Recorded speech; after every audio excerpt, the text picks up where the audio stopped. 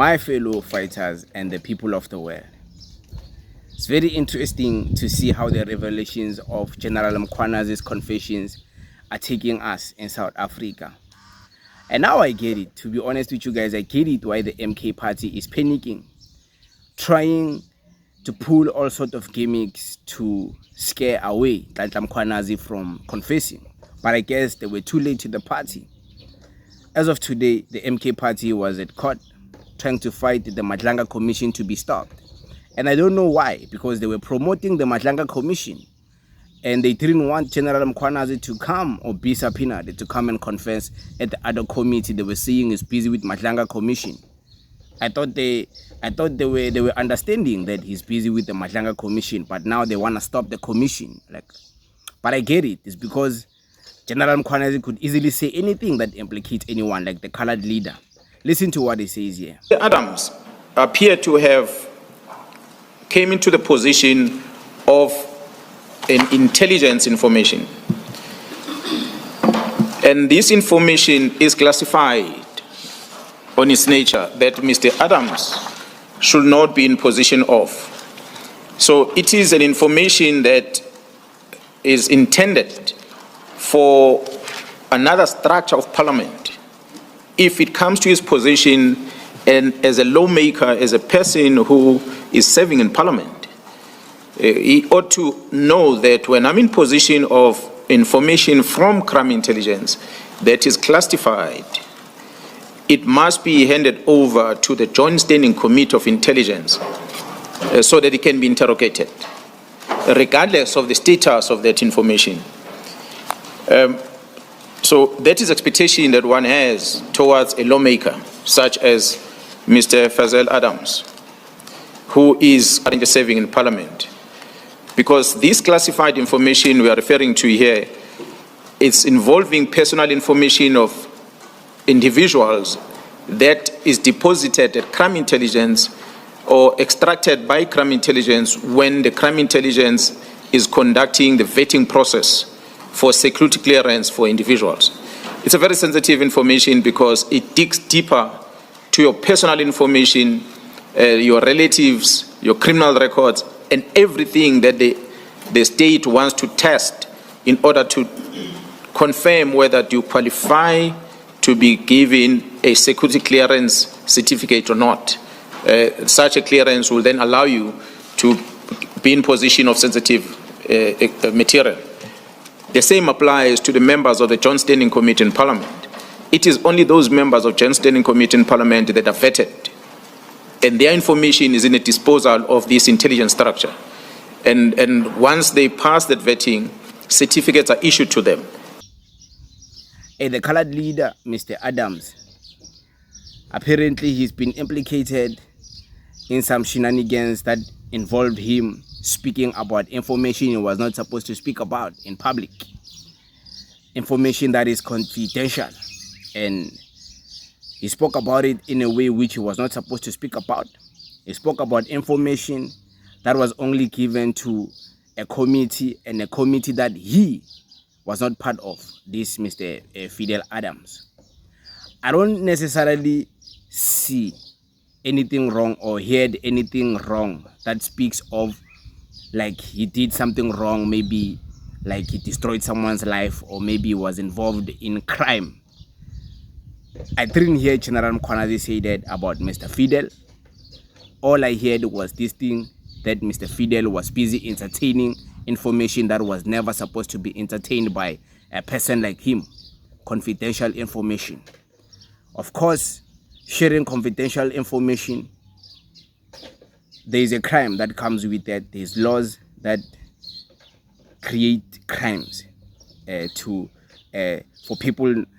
people to face the criminal charges for sharing confidential information that you're not supposed to be in charge of. It's like signing an NDA and the next thing you are speaking about the things you signed not to speak about in the NDA.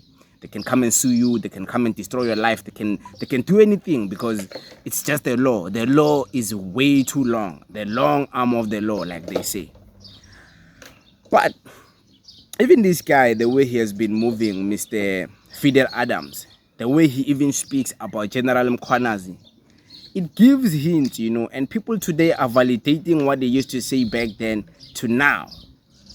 Because listen to this. How is it that we're talking about the lie, the alleged lie that Minister Mkhunu told the police portfolio regarding his relationship with Brown? But the National Commissioner could lie about the brigadier that they brought from BMW? How is this okay? Why are we targeting certain people as Parliament? We are eulogizing General Mkhwanazi. I, as the complainant in the charges against those 7 generals, when this portfolio called me a madman before they were arrested, I, as the complainant, am connecting the dots. That staged press conference with a general who now seeks additional protection, who had what looked like an armed militia behind him, it was a threat to this country. Let us call it what it is. He was trying to incite policemen to take action in the event of whatever it is that he knew was coming. Let me tell this committee what I suspect was coming. As the accounting officer for the South African Police Services, I suspect that the National Commissioner himself is up for arrest. And that press conference was nothing more than a preemptive move.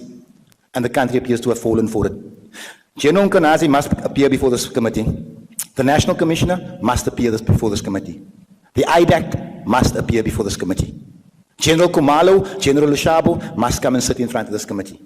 And I want to appeal and actually ask that we make it a recommendation that every member of this committee that has ever met with any law enforcement or investigative body or given them a statement or had a conversation must come clean and tell us what he said.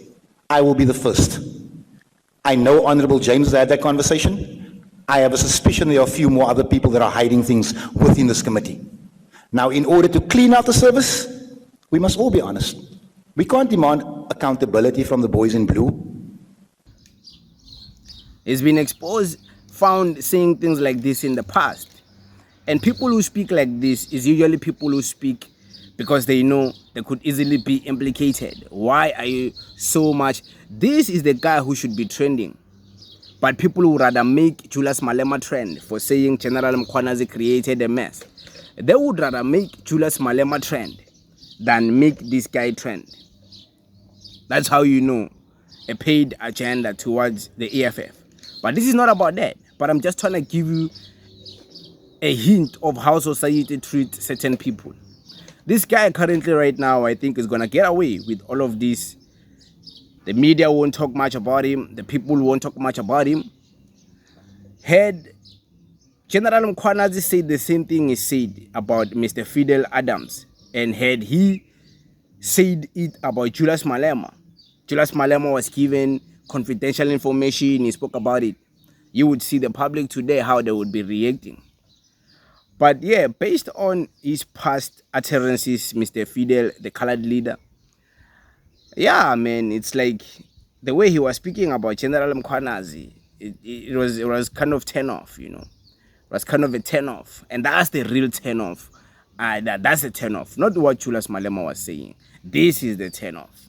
What this guy was saying. Because he was speaking as someone.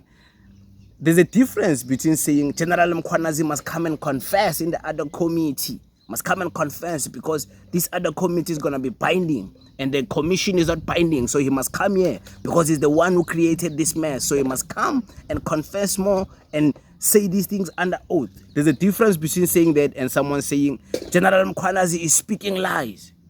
You know, there's a difference. There's way too much difference. But yeah, it's interesting. General Mkhwanazi, I think he still has 2 more days. 2 more days, right? If I'm not mistaken. They booked him from the 17th to the 20th. Oh, I think he has way too many days left for him to continue confessing. Today was day 2. Today is the 18th, 19th, 20, 21, 22. 4 days left. So he still has, not 4 days left. He still has 5 days left for him to confess. Interesting times we are living in. But it is what it is, guys. We thank you very much. Tango.